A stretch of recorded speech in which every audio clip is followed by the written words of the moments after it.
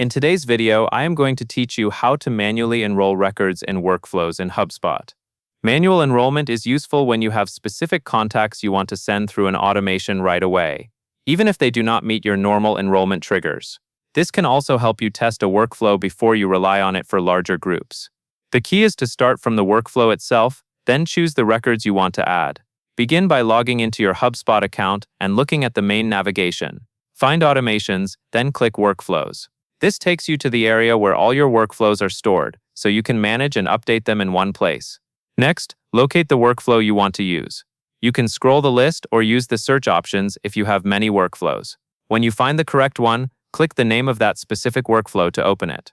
Take a moment to confirm you are in the right workflow, especially if you have similar names or versions. Once the workflow opens, look to the top right and click Enroll.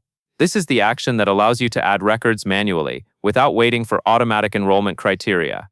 After you click Enroll, choose the option to enroll existing objects, and select Contacts. This tells HubSpot you want to add contacts that already exist in your CRM, rather than creating anything new. Now you will be able to search for and select the records you want to enroll, or you can choose an entire list. If you select individual records, use the search field to find each contact and add them to the selection. If you select a list, make sure it is the correct list, because everyone in that list will be enrolled.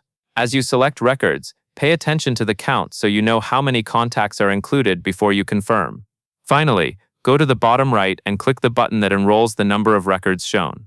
HubSpot will then add those contacts to the workflow, and they will begin moving through the actions based on the workflow timing and settings. And that is all there is to it.